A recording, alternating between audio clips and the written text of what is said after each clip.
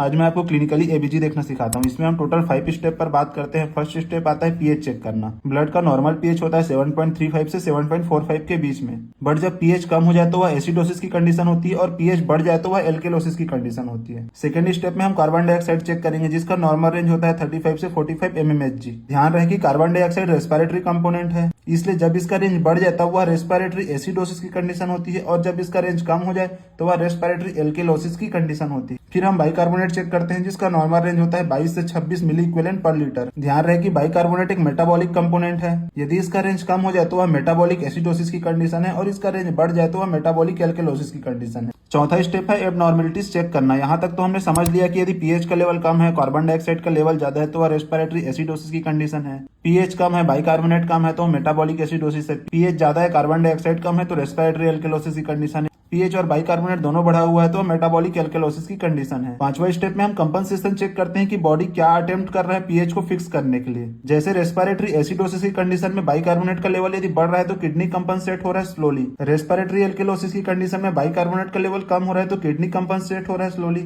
और यदि metabolic acidosis की कंडीशन में यदि कार्बन डाइऑक्साइड का लेवल कम हो रहा है, this is a lung blow of condition. एक मोस्ट इंपॉर्टेंट विंटर्स फॉर्मूला, इसमें एक्सपेक्टेड कार्बन डाइऑक्साइड होता है 1.5 into bicarbonate plus 8 plus -2 and another step आता है एनायन गैप। और मेटाबॉलिक एसिडोसिस यानी पीएच कम हो और बाइकार्बोनेट का लेवल भी कम हो। एनायन गैप का फॉर्मूला होता है sodium minus chloride plus bicarbonate. यदि मेटाबॉलिक एसिडोसिस की कंडीशन में एनायन गैप हाई आता है तब हम इस कंडीशन को एक निमोनिक से समझते हैं, मड पाइल्स, जिसमें इसका कारण हो सकता है मेथेनॉल, यूरेमिया यानी सीकेडी की कंडीशन में, डीके की कंडीशन में, पॉलिनिन ग्लाइकॉल की कंडीशन में, आयरन आईएनएच की कंडीशन में, एल मीन्स लैक्टिक एसिडोसिस की कंडीशन में, E means ethanol glycol and salicylate. यदि मेटाबॉलिक एसिडोसिस की कंडीशन में एनायन गैप नॉर्मल हो तो वह डायरिया की कंडीशन में या रीनल ट्यूबुलर एसिडोसिस की कंडीशन हो सकती है। अब एक कॉमन क्लिनिकल सिनेरियो देखते हैं। यदि सीओपीडी की कंडीशन है तो कार्बन डाइऑक्साइड का लेवल बढ़ा मिलेगा, पीएच कम मिलेगा, बाइकार्बोनेट का लेवल भी बढ़ा मिलेगा, यानी यहाँ chronic respiratory acidosis with compensation की कंडीशन है। दूसरा, अस्थमा के केस में कार्बन डाइऑक्साइड का लेवल अर्ली तो कम देखने को मिलता है लेकिन लेटर या बढ़ा देखने को मिलता है। डीके के केस में पीएच कम देखने को मिलता है, बाइकार्बोनेट का लेवल कम देखने को मिलता है और कार्बन डाइऑक्साइड का लेवल भी कम देखने को मिलता है विद कंपनसेट। सेप्सिस की कंडीशन में पीएच कम देखने को मिलेगा, बाइकार्बोनेट कम देखने को मिलेगा, लैक्टेट बढ़ा देखने को मिलेगा, दिस इज लैक्टिक एसिडोसिस।